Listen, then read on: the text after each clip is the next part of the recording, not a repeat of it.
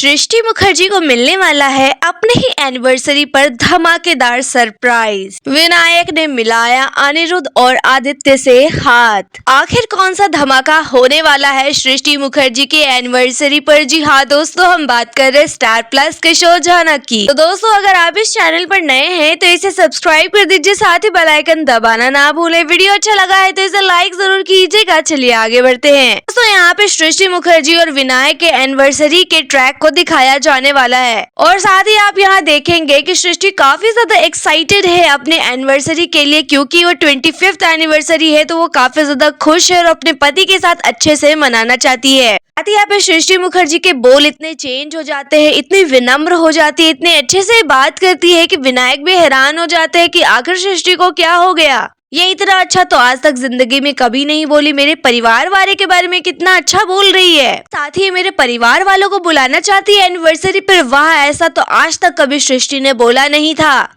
सृष्टि कितनी बदल चुकी है, अचानक क्यों इसके अंदर बदलाव आया है, क्या चल रहा है सृष्टि के मन में?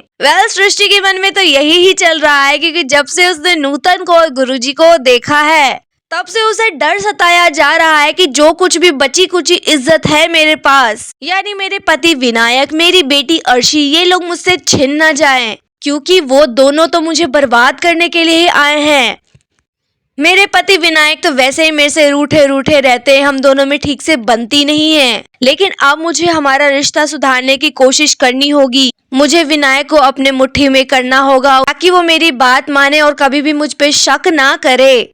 लेकिन दोस्तों, सृष्टि मुखर्जी ये समझ ही नहीं पाएगी कि विनायक भले ही उससे बहुत प्यार करता है, लेकिन सृष्टि मुखर्जी के रग रग से वाकिफ है विनायक। सृष्टि मुखर्जी को बहुत अच्छे से पहचानता है कि ये औरत कितनी ज्यादा गिरी हुई है, इसने पास्ट में क्या क्या किया है, ये सारी खबर विनायक के पास है। तभी कितने बार जब ये लोग डिस्कस करते हैं उस राज के बारे में, तो यहाँ पे जो सृष्टि चुप करा देती है और उस टॉपिक पे बात करना पसंद नहीं करती है। दरअसल दोस्तों, यहाँ विनायक जो है सृष्टि मुखर्जी के पति, उन्हें सब कुछ पता है सृष्टि के बारे में, यानी उन्हें सृष्टि के बारे में सब कुछ पता है कि ब्रिजभूषण उसका पहला पति था, झानक उसकी बेटी है, मतलब झानक ब्रिजभूषण और सृष्टि मुखर्जी की बेटी है। उस बेटी को पैदा करने के बाद सृष्टि मेरे पास वापस आ गई थी। सृष्टि मुखर्जी ने कभी भी अपनी बेटी को नहीं स्वीकारा और अपना सारा पाप का घड़ा जो है उर्वशी के ऊपर फोड़ दिया और पूरे जिंदगी भर उर्वशी को जो है बदनामी सहनी पड़ी। सृष्टि मुखर्जी के पाप को उर्वशी ने पाला और जब उसकी बेटी बड़ी हो गई तब भी सृष्टि ने उसे छोड़ा नहीं, उसे बहुत तड़पाया, उसे बहुत ज्यादा बेइज्जती दी और यही पाठ उसने अपनी बेटी को पढ़ाया, यानी यहाँ पे अर्शी को भी वही चीज उसने सिखाया। खुद तो गलत राह पे ये चली ही, लेकिन मेरी बेटी को भी बिगाड़ने में इसने योगदान दिया। अब जब कभी कभी मैं अपनी बेटी को अच्छी सीख देता हूँ तो ये भी मुझे वो करने से रोकती है। तो यहाँ पे विनायक बहुत अच्छे से सृष्टि मुखर्जी को जानते हैं, पहचानते हैं। अगर सृष्टि अपने बिहेवियर चेंज करने की भी कोशिश करती है तो विनायक को अजीब तो लगेगा ही। यहाँ पे विनायक भी सोच में पड़ जाते हैं कि सृष्टि बहुत अजीब बिहेव कर रही है, क्या हो गया है इसे। और साथ ही दोस्तों, आप देखने वाले हैं कि यहाँ बार बार एनिवर्सरी के टॉपिक को उठाया जा रहा है।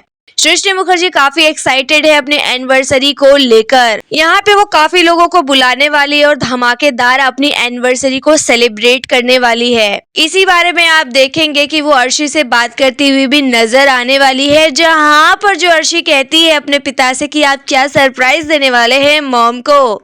तो दोस्तों, यहाँ विनायक जो बात कहते हैं उससे सृष्टि थोड़ा सा घबरा जाती है। विनायक यहाँ कहते हैं कि जो सरप्राइज दूंगा ना वो उसी दिन दूंगा। अगर मैंने पहले से बता दिया तुम्हारी मॉम को कि मैं उन्हें क्या सरप्राइज देने वाला हूँ तो फिर मजा थोड़ी ना रह जाएगा। जो भी सरप्राइज है वो तो उसी दिन पता चलेगा।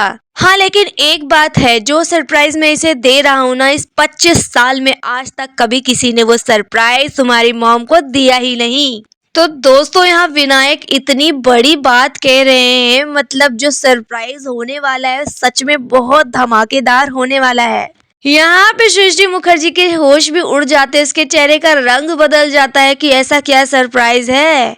यहाँ विनायक बड़े ही अजीब तरीके से बात कर रहे हैं, ऐसे क्यों बात कर रहे हैं? दोस्तों, यहाँ विनायक इसलिए इस तरीके से बात कर रहे हैं क्योंकि विनायक सृष्टि की सारी सच्चाई को जानते हैं। वहीं आप देखेंगे सृष्टि मुखर्जी के घर में नूतन और उसके पिताजी पधारते हैं। अब इस तरीके से अपने पहले पति ब्रजभूषण को साक्षात सामने देखकर सृष्टि के होश उड़ जाते हैं, घबरा जाती है वो। उसे समझ में नहीं आ रहा होता किस तरीके से उनका वेलकम करे, किस तरीके से उनका सामना करे, क्योंकि सृष्टि मुखर्जी बहुत बड़ी धोखेबाज है, अपने पति को धोखा दे दिया था। तो कैसे नजर मिलाए वो अपने पति से, पर यहाँ वो बिल्कुल अनजान की तरह उनसे मिलती है, उन्हें प्रणाम करती है और कहती है मेरे सौभाग्य कि आप हमारे घर पधारे, आप बैठिए, आप मैं आपकी क्या सेवा कर सकती हूँ। दोस्तों देखेंगे कि यहाँ झनक जो है सृष्टि मुखर्जी के पैर छूने के लिए झुकती है, उसका आशीर्वाद लेने के लिए, लेकिन सृष्टि अपने पैर नहीं छूने देती झनक को, उसे दूर कर देती है, ठीक उसी तरीके से जैसे वो झनक के साथ करती थी। सृष्टि को झनक से नफरत है। अब झनक के चेहरे जैसे कितने भी लोग आ जाए, सृष्टि को उससे भी नफरत होगी।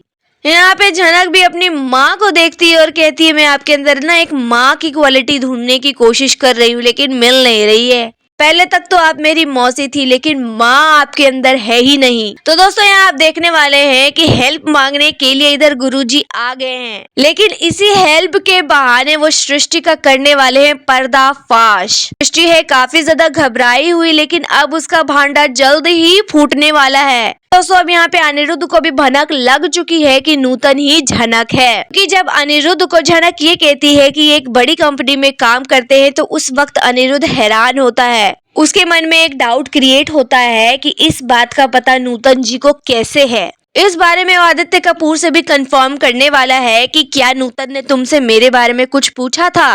अब आदित्य तो साफ मना कर देगा कि नहीं, नूतन से तो मेरी कोई बात ही नहीं हुई है, उसको मैंने कुछ नहीं बताया तुम्हारे बारे में। अनिरुद्ध पूरा श्योर हो जाएगा कि ये नूतन है ही नहीं, ये झनक है। झनक को ही पता है कि मैं इतनी बड़ी कंपनी में काम करता हूँ, तो यहाँ पे झनक जरूर कोई ना कोई मकसद से आई है, मुझे जानना है। तो आप देखने वाले हैं झनक का साथ यहाँ अनिरुद्ध तो देगा ही, पर वो प्रिटेंड करने की कोशिश करेगा अर्शी के सामने कि अर्शी मैं तुम्हारे साथ हूँ, मैं झनक को भुला चुका हूँ, अब मैं तुम्हारे साथ एक नई जिंदगी की शुरुआत करना चाहता हूँ, ताकि अर्शी उसकी बातों में आ जाए। और सृष्टि मुखर्जी अपनी सारी बात अपनी बेटी को तो बता ही देती है, तो यहाँ पे अर्शी भी सारी बात अनिरुद्ध को भी बता दे, ताकि अनिरुद्ध के लिए ये इजी हो जाए सृष्टि को बेनकाब करने में। और वो अपने इस प्लान में विनायक को भी ले चुके हैं। जी हाँ, विनायक भी आ चुका है अनिरुद्ध और आदित्य के इस प्लान में, क्योंकि यहाँ आदित्य को भी अनिरुद्ध बता देगा कि मुझे लगता है कि वो नूतन नहीं झनक है, झनक जिंदा है। और साथ ही आप देखने वाले हैं कि प्रोमो में भी अनिरुद्ध कहता हुआ नजर आ रहा है कि मुझे ऐसा लगता है कि झनक जिंदा है, वो कभी भी कहीं भी आ सकती है। तो इतने श्योरिटी के साथ कैसे कह रहा है अनिरुद्ध? अनिरुद्ध को पता है तभी तो वो कह रहा है कि झनक कभी भी आ सकती है, यानी इसका मतलब अनिरुद्ध मिला चुका है झनक से हाथ, और शायद झनक बता चुकी है सारी सच्चाई अनिरुद्ध को, क्योंकि अगर झनक अनिरुद्ध को सारी सच्चाई बता दे तो उसके लिए इजी हो जाएगा सृष्टि मुखर्जी का पर्दाफाश करने में। वेल यहाँ झनक ने क्या बताया अनिरुद्ध को, क्या नहीं बताया, ये तो आने वाले एपिसोड से ही खुलासा होगा। पर इस बात की तो श्योरिटी है कि विनायक को सारी सच्चाई पता चल चुकी है और वो मिला चुका है अनिरुद्ध से हाथ, यानी आदित्य कपूर, अनिरुद्ध और विनायक को सारी सच्चाई पता चल चुकी है। अब वो लोग नाटक करने वाले हैं सृष्टि मुखर्जी के सामने कि हम झनक को भुला चुके हैं, अब हम झनक के बारे में बात नहीं करेंगे, अब जो जा चुका है उसके बारे में क्या बात करना। आइए आपकी एनिवर्सरी को सेलिब्रेट करते हैं और इसे यादगार बनाते हैं। तो इसको यादगार बनाने के चक्कर में आप देखने वाले हैं कि सृष्टि मुखर्जी को ऐसा सरप्राइज मिलेगा जब उसके पैरों तले जमीन खिसक जाने वाली है। सृष्टि मुखर्जी काफी ज्यादा हैरान होने वाली है, क्योंकि उसी दिन झनक आएगी उसके पार्टी में।